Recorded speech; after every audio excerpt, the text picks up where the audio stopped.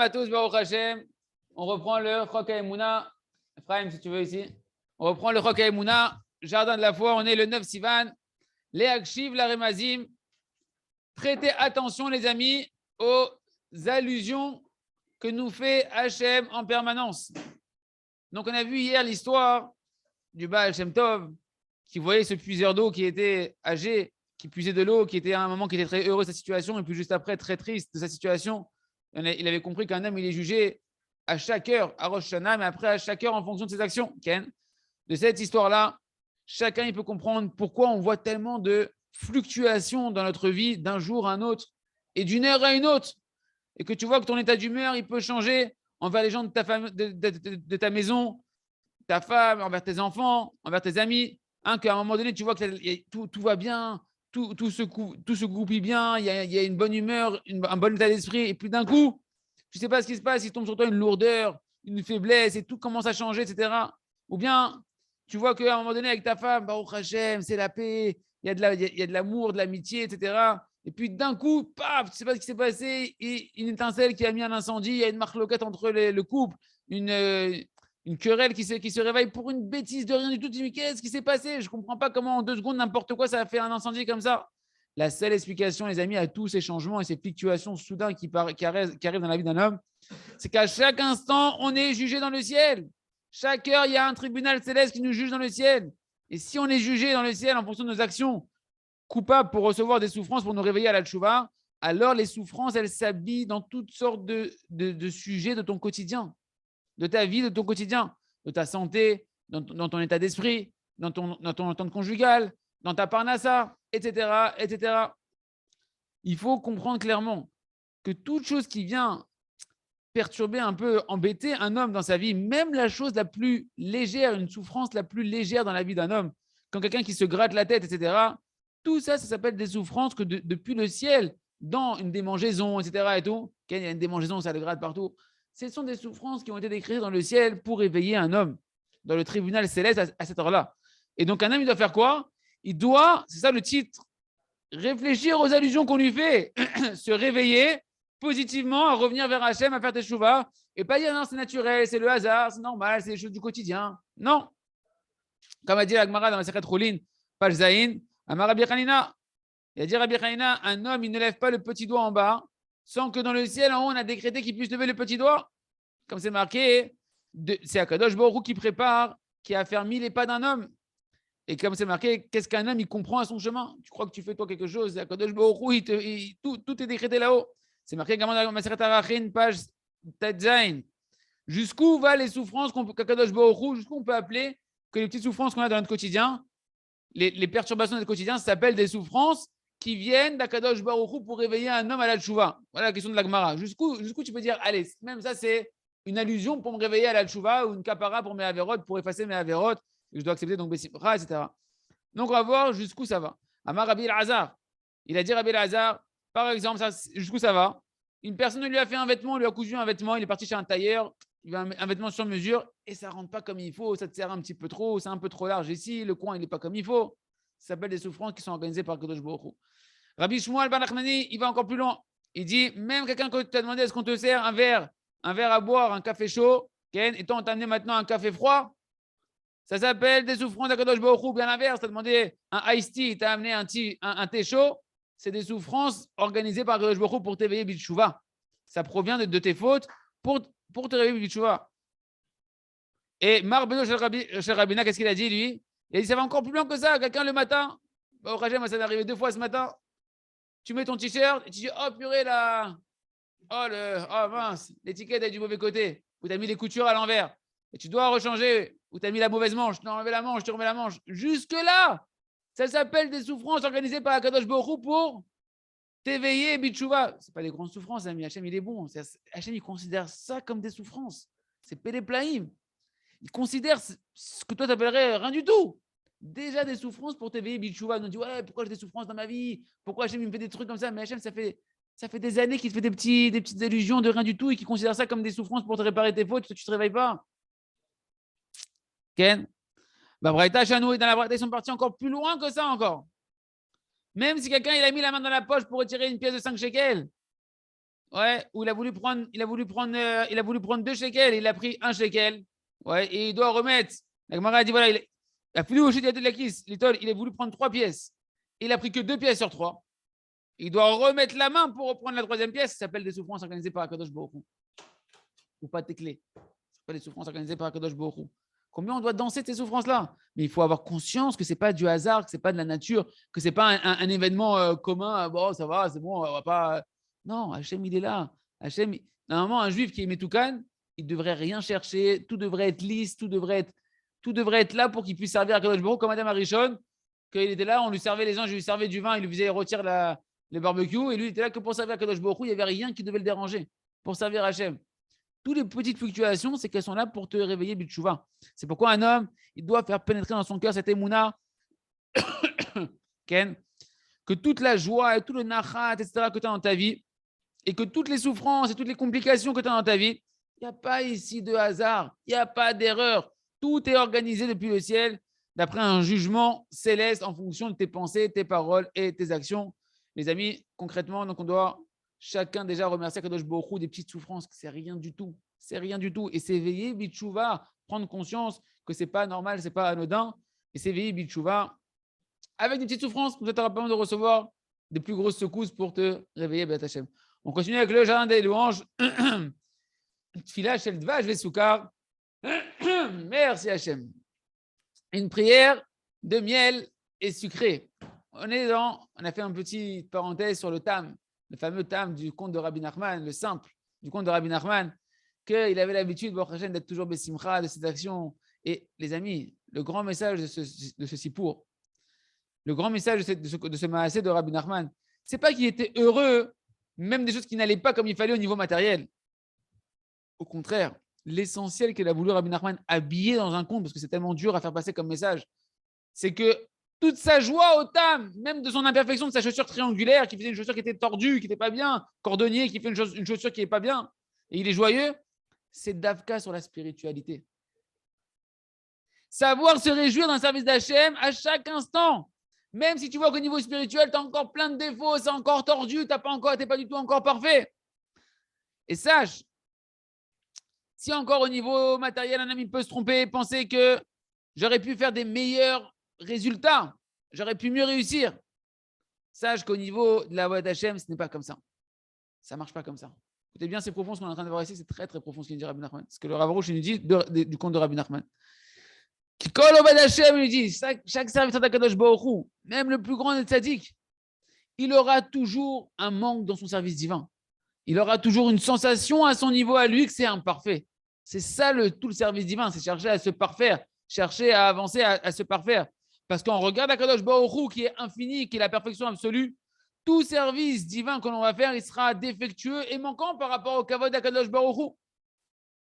Combien à plus forte raison que la majorité des gens, des hommes comme nous qui ne sommes pas des grands tzadikim, Ken, eh ben, notre travauda, elle sera toujours manquante.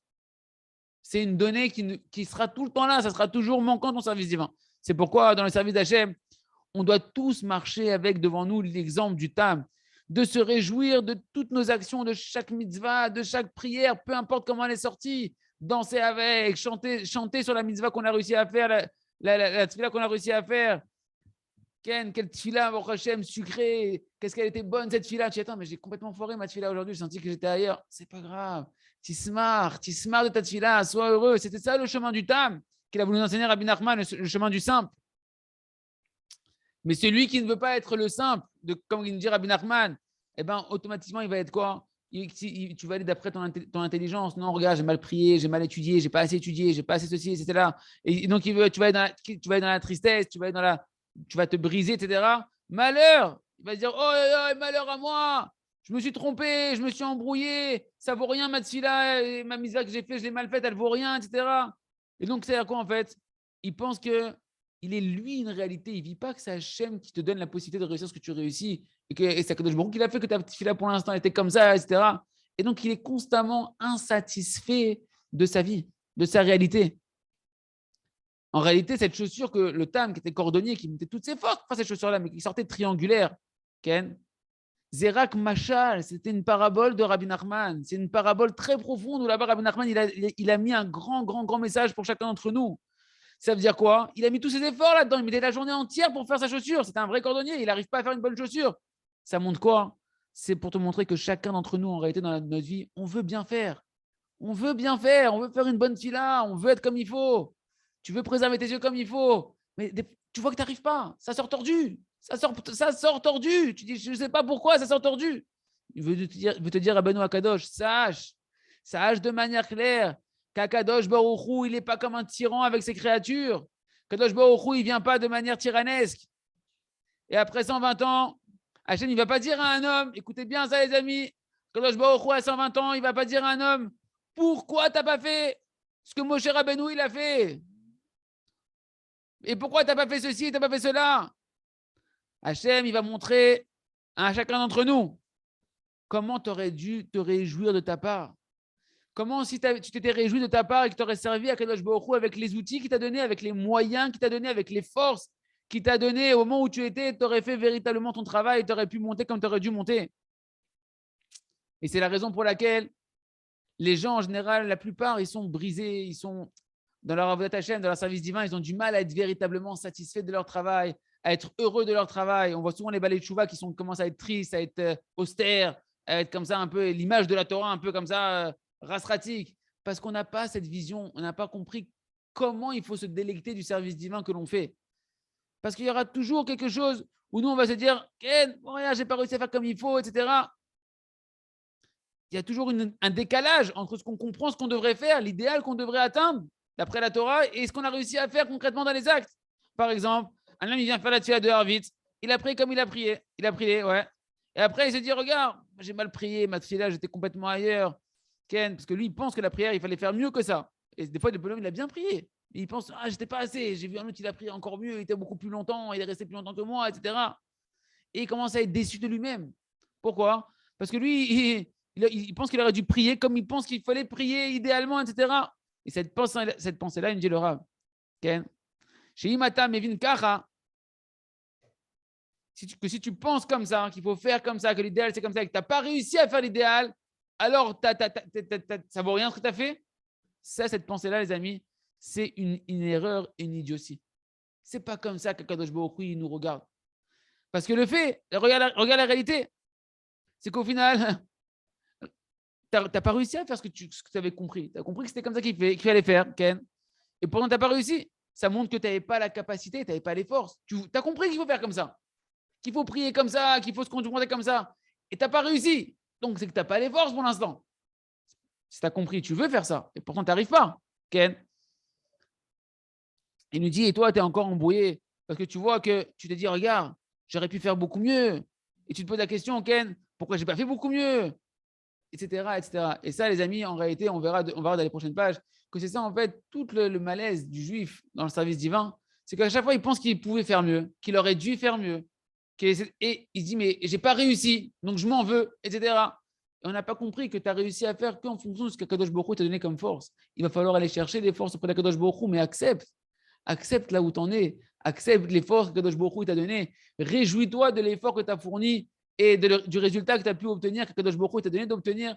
C'est la grande chorma qui se cache dans le conte du simple. Et les amis, de l'apprendre et de l'attraper pour le spirituel, c'est ça le grand message de Rabbi Nachman, puisqu'il a dit à la fin, et si la prière, elle est comme une chaussure triangulaire à 3 côtés, eh ben, il faut se réjouir comme le thème de la prière. On continue avec le livre à travers champs et forêts. Pour faire une masse à Hachem, on est en train de bonne doute aujourd'hui. Les amis, on n'a pas idée de la miséricorde d'Akadosh Baruch Hu. Dans ce livre-là, à travers champs et forêts, le Rav nous dit, on veut donner à chacun des outils. Comment vivre une vie belle, comment vivre Hachem, traverser ce monde-là avec une douceur, des outils qui sont les outils de la Teshuvah. Et on essaye un tout petit peu, mamash, d'éclairer, d'entreapercevoir un peu la grandeur de la miséricorde d'Akadosh Baruch Hu. Pachout, c'est impossible pour un intellect humain, pour un petit cœur comme nous, Ken, de pouvoir comprendre la miséricorde infinie du Créateur. Que chacun essaie de penser. Un homme, en fonction du machal, le fameux machal, la fameuse parabole qu'on a vue avec le tribunal et la prison, etc. Que chacun essaie d'imaginer qu'il vient maintenant dans un tribunal de ce monde-là et que le juge, il vient et te dit, tu as fait telle faute, on t'accuse de ça, etc. Et toi, tu dis oui. Tout de suite, tu dis oui, je reconnais. Et tu commences à faire tchouva, tu reconnais, etc. Et que tu vois le juge, tu imagines un peu cette histoire que le juge, là, il te regarde, il dit bon, ok, vois que tu as fait tchouva, je vois que tu reconnais les faits, ok, bon, tu vas rentrer un petit peu en prison, etc. Mais Akadosh Baruch Hu, c'est pas comme ça. Akadosh Baruch Hu, même si, imagine, tu es devant un bon juge, tu dis, ouais, ok, c'est bon, la saute, tu dois rentrer en prison. Akadosh Baruch Hu, c'est pas kacha. Akadosh Baruch Hu, il voit que tu fais tchouva, immédiatement, il te pardonne. Immédiatement, tu sors méritant du tribunal, tu sors avec un chèque, tu rentres pas en prison, tu ressors avec des cadeaux. C'est quoi cette miséricorde? C'est quoi cette miséricorde? C'est inimaginable. C'est quelque chose qui n'existe pas sur Terre. Et on a déjà rappelé la fameuse conversation de Rabbi Nachman qui a dit à ses élèves, pourquoi vous laissez Akadosh Baruch Hu décréter des mauvaises choses sur Terre? Et tout le monde l'a regardé de manière étonnée à Rabbi Nachman. Quoi, est-ce qu'un petit bonhomme comme moi, je peux empêcher la chaîne de faire des mauvais décrets sur Terre? Il leur a dit, oui, Rabbi Nachman. Quand un petit bonhomme comme toi, un petit juif comme toi, il se tient devant un Kadosh Baruch Hu, il parle avec Hachem. Et donc, il est en train de faire quoi? Il est en train de dévoiler quoi? La miséricorde d'Hachem. Quand tu tournes vers Hachem pour qu'il te pardonne, pour qu'il t'aide, tu es en train de faire quoi? Tu es en train de dévoiler la miséricorde d'Akadosh Baruch Hu. À ce moment-là, quand la miséricorde d'Hachem elle se dévoile à travers ta petite prière à toi, Akadosh Baruch Hu, il ne fait plus de xéros. Il décrète plus à ce moment-là de xéros que tu dévoiles la miséricorde d'Akadosh Baruch Hu.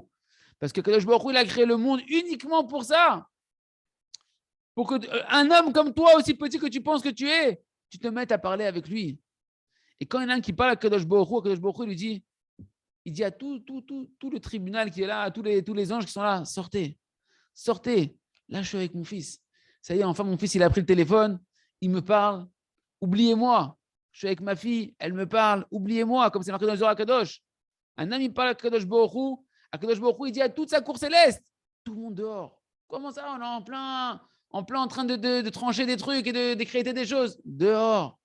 Mon fils, il a pris le téléphone. Mon fils, il est venu me voir. Il est venu me voir. C'est pas tous les jours qu'il pense à moi. D'accord? Laissez-moi tranquille avec mon fils. Je veux personne ici. Comme ça, c'est marqué dans le Zohar Kadosh. C'est impossible d'imaginer, d'entreapercevoir la miséricorde d'Akadosh Baruch Hu, Yeratzon, qu'on puisse tous les jours faire la troisième bonne des doutes, parler à Akadosh Baruch Hu et avoir conscience que c'est le moment où tu dévoiles dans ton cœur et dans le monde la miséricorde d'Akadosh Baruch Hu, que tu annules tous les décrets et que tu attires véritablement sur toi et sur le monde de la miséricorde d'Akadosh Baruch Hu. On continue avec le jardin de la sagesse, le conte du sage et du simple. Rappelez-vous que le simple, il est en train de prendre pouvoir, de devenir maintenant le gouverneur du pays, alors que c'était un simple cordonnier ignorant. Pitom, le roi, Hachem met dans sa tête qu'il faut qu'il y ait un homme simple qui gouverne le pays. Et donc, on parle un peu de la manière de comment être un véritable dirigeant, pas comme un premier ministre qu'on connaît nous, ou des présidents qu'on connaît dans ce monde-là. Et donc, il nous dit, lorsqu'un dirigeant, il dirige le peuple avec la Emouna, si les dirigeants ne dirigent pas le peuple avec la Emouna, avec la foi, alors c'est impossible que dans leur manière de diriger, il y ait de la véritable droiture. Parce que chaque dirigeant, il va diriger en fonction de sa droiture d'esprit à lui, de ce qu'il pense être bien en fonction de sa pensée à lui. Et chaque chose, il va faire avec ses intérêts à lui, comme on l'a vu, etc. Et ce n'est pas sûr qu'il va réussir à arriver à des bonnes décisions. Et a priori, quand il y aura un deuxième dirigeant qui va arriver, lui aussi, il va penser après lui des choses qui sont bonnes d'après sa pensée à lui, etc., etc. Et au final, c'est ce qu'on voit, ce qui se passe dans le monde des grands bilboulim, qu'un coup, on prend le peuple, on le dirige comme ça, après, on le dirige comme ça, etc. Et on voit de l'injustice, comme on voit tous les jours comment les nations elles sont dirigées. À plus forte raison, celui qui ne va pas du tout rattacher son pouvoir, son autorité à la Emouna, et qui n'a pas de hirat shamem, qui n'a pas de crainte du ciel. On sait que lorsqu'il n'y a pas de crainte du ciel, alors tout devient tordu, tout devient même dangereux. Comme on voit dans la Torah, que lorsque Abraham Avinu il est arrivé dans la ville de Guérard, dans le pays de Guérard, il a dit à tout le monde que Sarah c'était sa sœur. Pourquoi tu dis à tout le monde que Sarah c'est ta sœur? C'est vrai. Il avait du même père, c'était la sœur de côté de son père. Et il a dit à tout le monde, c'est ma sœur, c'est ma sœur. Et alors, ils l'ont pris dans le palais du roi de Avimelech, etc. Et si Akadosh Baruch Hu, il n'avait pas dévoilé à Avimelech en rêve la vérité que Sarah, c'était la femme de Abraham, alors il aurait eu une relation avec Sarah et Menon. Et quand Abraham, quand il vient, il pose la question à Avimelech, Abraham, et dis-moi, Abraham, oh, pourquoi tu ne nous as pas dit que c'était ta femme? Pourquoi tu dis que c'est ta sœur? Même si c'est vrai. Ouais, c'est vrai. Dis-nous que c'est ta femme. Tu as failli me faire tomber d'aller avec une femme d'un homme marié. Qu'est-ce qu'il lui a répondu, Abraham? Il lui a dit, non, mais moi, j'ai vu qu'il n'y a pas de crainte du ciel ici. Toi, tu es un roi, mais tu n'as pas de crainte du ciel. Il n'a pas dit directement, il dit, ici, j'ai vu qu'il n'y avait pas de crainte du ciel. Vous m'aurez tué. Pour autoriser de manière propre la débauche, elle n'est plus mariée. Vous m'aurez zigouillé. D'accord? Abraham, il a vu qu'il n'y a pas de crainte du ciel dans la ville de Guérard, dans le pays de Guérard. Et donc, il a senti qu'il y avait un danger. Un roi, un pays qui est dirigé sans crainte du ciel. Qu'est-ce qu'ils vont faire avec leur ta'avot? Où est-ce qu'ils vont arriver avec leurs mauvais désirs? Qu'est-ce qu'ils vont décréter comme loi avec leurs mauvais désirs pour autoriser leurs mauvais désirs? Pour me prendre ma femme? D'où est-ce qu'Abraham Avinu, il savait qu'il n'y avait pas d'Yirat Shamim à Guérard? Parce que dès qu'il est rentré dans les frontières du pays là-bas, de la terre, la première chose qu'ils lui ont posée, c'était sur Sarah Imenu. La question, c'est Sarah, c'est qui celle-là? Tu as trouvé Kassage, tu as un nouveau habitant qui vient dans ton pays, tu poses des questions sur sa femme, c'est qui elle? C'est quoi cette question-là? C'est un étranger qui rentre dans ton pays. Ce soit un peu moral, soit un peu un homme de courtoisie, etc. Qu'est-ce que tu lui poses la question sur sa femme? Demande-lui plutôt où est-ce que tu vas dormir, est-ce que tu sais où manger, est-ce que tu sais où dormir, est-ce qu'on peut t'aider? Tu t'intéresses à sa femme. Ken, ce n'est pas une question qu'on aurait dû poser. Et donc tout de suite, Abraham a venu, il a compris que si on s'intéresse à sa femme, c'est qu'il n'y a pas de crainte du ciel ici. Et donc s'il n'y a pas de crainte du ciel, il n'y a pas de droiture, il n'y a pas de morale, et il faut faire attention, je suis en danger. Il nous dit donc, même si, même bien que dans ces pays-là, tu peux trouver quand même un petit peu de derecheret, un peu de droiture d'esprit, etc. Et qu'il y a des gens qui, a priori, tu dis, oh, regarde, celui-là, il n'a pas de Torah, il n'a pas de crainte du ciel, mais il se comporte bien, etc. Eh bien, sache que c'est très limité en réalité.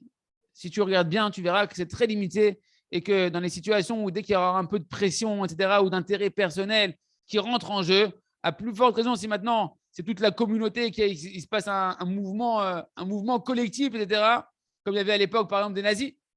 D'accord? Ce qui s'est passé, que, a priori, un pays allemand tout bien carré, très, très bien éduqué, etc., ils sont en train d'une pression économique, etc., qui a fait qu'au final, il y a une tempête qui s'est déclenchée et c'est devenu une boucherie, leur pays. Ils se sont transformés tous en bouchers à Ishmor.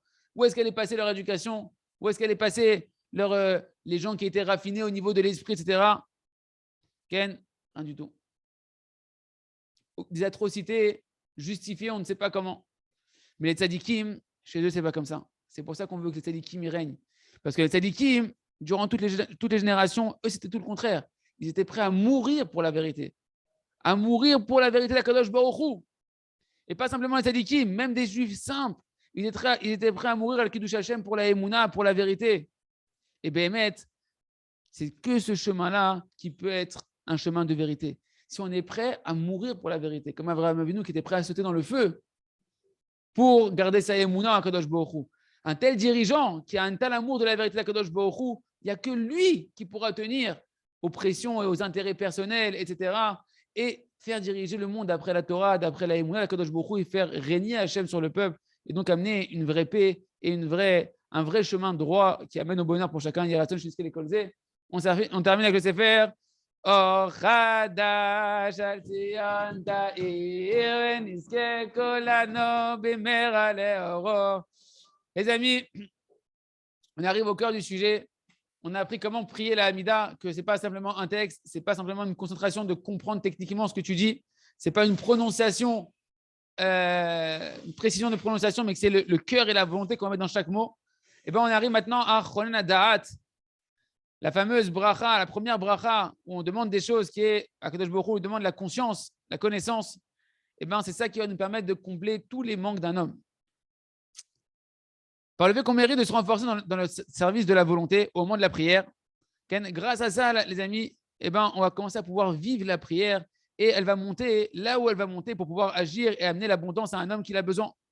Et si c'est comme ça, hein, eh ben, on doit apprendre comment, les amis, vivre les mots de la prière concrètement. On va passer comme ça des exemples concrets et détaillés pour comprendre comment mettre ses volontés, ses désirs, ses languissements dans la prière concrètement, comment ça fonctionne, comment je fais concrètement. Et on va prendre un exemple, la première bracha de toutes les brachot qui sont le cœur de la Hamida, qui va être la bracha de Chonen Hadaat, qu'Hachem il donne la conscience ou la connaissance d'Hachem ou la connaissance de la Torah, qui donne la conscience à l'homme, la compréhension à l'homme profonde. Avant d'expliquer comment on va dire cette bracha de Chonan Da'at avec le travail de la volonté du cœur, etc. On va donner une petite introduction et on va éclairer un peu quelle est l'importance de cette bracha-là. Pourquoi Chachamim, ils ont mis cette première bracha au tout début? Afin qu'on s'éveille, qu'on ait la volonté véritablement de recevoir le da'at, la conscience qu'elle contient, cette bracha-là. Il nous dit le Rav, introduction sur la bracha de la dame da'at. Sache clairement que le da'at, cette fameuse bracha de da'at, de la conscience d'Hachem, c'est la chose qui est la plus nécessaire pour la vie d'un homme. Qu'est-ce qu'on a besoin le plus sur terre? De recevoir du da'at, de la compréhension profonde, de la conscience d'Akadosh Baruch Hu. Et c'est quoi le da'at? C'est quoi cette conscience d'Hachem? La conscience, avoir conscience d'Hachem, c'est se lier à Hachem, c'est connaître Akadosh Baruch Hu. Si tu ne connais pas Akadosh Baruch Hu, alors quelle conscience tu as? Quelle compréhension tu as? Si tu n'as pas la connaissance d'Hachem, quelle connaissance tu as acquis dans ta vie?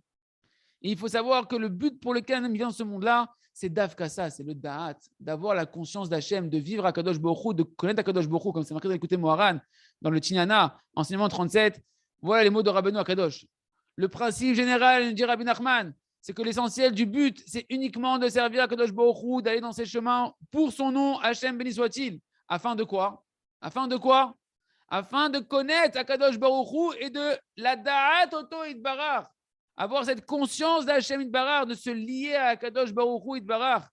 Chez eux, Karatachlit, que c'est ça le but, l'essentiel de toute la finalité de ce monde-là, de ton existence, pourquoi tu viens sur terre. Et c'est ça sa volonté à Kadosh Baruch Hu, qu'on le connaisse, Hachem Itbarach. Fin de citation du l'écouter Moharan. Il se trouve donc que le Da'at, ici on est en train de voir quoi? La conscience d'Hachem, c'est ça le but de la vie. Lorsqu'un homme il connaît Kadosh Baruch Hu, automatiquement, vu que tu es connecté au but, ça va influencer tous les domaines de ta vie. Comme il dit Rabbi Nachman dans l'écouté Moran, Torah 21, tous les manques qu'un homme il a dans sa vie, matériel et spirituel, toutes tes galères, tous tes manques, c'est qu'un manque de connaissance d'Hachem. Dans ce problème-là, fameux Chok HaTodah, dans ce problème-là, tu ne connais pas Hachem. Là-bas, tu dois combler un manque de connaissance d'Hachem, un manque de conscience d'Hachem, qui fait que comme tu ne l'as pas comblé, tu es encore dans un manque. Et ce manque, il va t'amener à combler le manque véritable qui est la connaissance d'Hachem, qui est le but de toute chose. Par exemple, un homme, il n'a pas de Shlom Bayit. Il a un manque dans son Shlom Bayit. Le Shlom Bayit, il faut savoir que c'est un résultat direct de la conscience d'un homme. Est-ce qu'il a conscience d'Hachem ou pas dans son Shlom Bayit? Est-ce qu'il a conscience que c'est Hachem qui est derrière sa femme? Que lorsqu'il voit son Shlom Bayit, tout ce qu'il traverse dans son couple avec sa femme, etc., il voit Hachem. Si sa femme, elle lui fait de la peine, si sa femme, elle est en train de lui casser les pieds, etc., il voit que c'est Akadosh Baruch Hu, il n'est pas en train de culpabiliser sa femme, il n'est pas en train de se disputer avec sa femme, de rentrer dans des conversations avec sa femme, de justification, etc. Et donc, d'après ce principe-là, on peut comprendre également que c'est ça, et c'est également aussi toute la réussite du chinour des enfants. L'éducation des enfants aussi, c'est que la résultante du da'at du papa, comment le père, il a conscience d'Akadosh Baruch Hu. Pareil pour la parnassa. C'est une parnassa qui va venir d'autant plus facilement pour un homme, ça va dépendre de combien il a du da'at d'Hachem. Parce que celui qui sait, qui a la conscience que c'est Hachem qui nourrit, Ken, eh bien sa parnassa va lui venir beaucoup plus facilement. Celui qui connaît Akadosh Baruch Hu, qui a du da'at, il ne se met pas en colère. Il ne se met pas en colère. Parce qu'il sait qu'il n'y a personne en face de lui qui lui fait quoi que ce soit. Il sait que tout c'est Akadosh Baruch Hu, donc il se met en colère contre qui? Il se met en colère contre Hachem, Chas Shalom. Donc le da'at, tu vois qu'il corrige même la colère. Tu n'as pas de colère pour un homme qui a du da'at. Celui qui va au Hachem a du da'at, la conscience d'Hachem, il peut traverser toutes les épreuves qu'il doit traverser facilement. Pourquoi? Parce que dans chaque épreuve, il connaît Hachem là-bas. Il voit Akadosh Baruch Hu, comme on a appris, il dit Kach Hachem Rotse. Comme ça, Hachem, il veut cette épreuve-là. Celui qui a du da'at, il va trouver Akadosh Baruch Hu dans toutes les situations de sa vie. Et il sait, il va discerner qu'est-ce qu'Hachem il veut de lui, qu'est-ce qu'Hachem il lui fait comme allusion de cette situation-là, comment Hachem il veut me rapprocher de lui. Il se trouve que toute la vie, en réalité, la belle vie d'un homme, la vie belle d'un homme de ce monde-là, elle dépend de son da'at, elle dépend de sa conscience d'Akadosh Baruch Hu. Pareil, le limud à Torah. Le limud à Torah, pourquoi on t'a donné le limud à Torah? Pourquoi on étudie la Torah? Pourquoi on est en train d'étudier en ce moment? Pourquoi on va étudier après la Gemara, etc., les poskim, la da'at et Hachem? Pour connaître Akadosh Baruch Hu. Parce que connaître la Torah, sans connaître Akadosh Baruch Hu, c'est une étude de la Torah qui est très éloignée du but. Le but, ce n'est pas étudier la Torah comme une science, une science spirituelle. C'est connaître Hachem à travers la Torah. Et l'essentiel de notre sujet à nous, c'est de vouloir ce da'at-là, de vouloir attraper cette conscience d'Akadosh Baruch Hu, comme il écrit le Ramban dans Bereshit Bet, tête, qui a da'at, yé amer bilshonenu ala ratson. Le da'at, les amis, eh ben, dans notre langage, il vient exprimer la volonté. Qui va celui qui a du conscience d'Hachem, il veut Hachem. C'est pas juste je connais Hachem. Si tu connais Hachem, forcément tu veux Hachem. Si tu connais Hachem, tu veux Hachem. Si tu ne veux pas Hachem, c'est que tu ne connais pas Hachem. Il dit, ouais, moi, j'ai connu la Torah, mais je ne veux pas Hachem. Tu n'as pas connu Hachem. Tu as connu peut-être une science de la Torah, mais tu n'as pas connu Hachem dans la Torah. Parce que si tu avais connu le goût d'Hachem, si tu avais connu ce que la Torah veut t'amener d'Akadosh Baruch Hu, la douceur d'Akadosh Baruch Hu, tu voudras Akadosh Baruch Hu. C'est pourquoi, les amis, quand on arrive à ces mots-là, il va falloir demander à Akadosh Baruch Hu, Ten lanu da'at shlema, shenirtze rakotra, donne-nous une conscience parfaite de ne vouloir que toi, Ribono Shel Olam. Il se trouve que tout le but de la vie, c'est de mériter ce da'at-là, cette conscience d'Akadosh Baruch Hu. Et grâce à ce da'at-là, plus on va avoir de la conscience d'Akadosh Baruch Hu, et plus on va compléter tous les manques d'un homme dans sa vie. Et tout ce livre-là, les amis, c'est une lumière extraordinaire qui vient nous éclairer que toute la bracha, elle vient dans ce qu'on appelle Cholen Da'at, quand Akadosh Baruch Hu créatifie un homme de la conscience d'Akadosh Baruch Hu. Il raisonne chez Nizkiel de pouvoir entreapercevoir ce Da'at d'Hachem, de demander le Da'at d'Hachem. On va apprendre d'Hachem comment demander le Da'at d'Akadosh Baruch Hu. Je vous montre un petit livret qu'on espère traduire rapidement. Hachem, c'est le petit sidour de poche que le Rav Arush, où il y a la Hamida du Rav Arush, juste pour vous dire une petite idée. Chonenu Metecha Chochma Bina Vadaat, il y a environ une vingtaine de kavanot. Il nous fait répéter une vingtaine de fois le Rav, la bracha Chonen Adam Da'at, avec à chaque fois encore une kavana, parce que tous les manques en réalité, c'est un manque de Da'at. Et donc en fait, là-bas, dans cette bracha-là, tu peux parler de tous tes problèmes, de tous tes manques, et demander le Da'at qu'il faut d'Hachem, la conscience d'Hachem dans ce manque-là pour compléter ce manque-là. Il y aura seul chez les Kolzé de compléter tous nos manques en cherchant Hachem, Chazak, Ve, Nitrazé.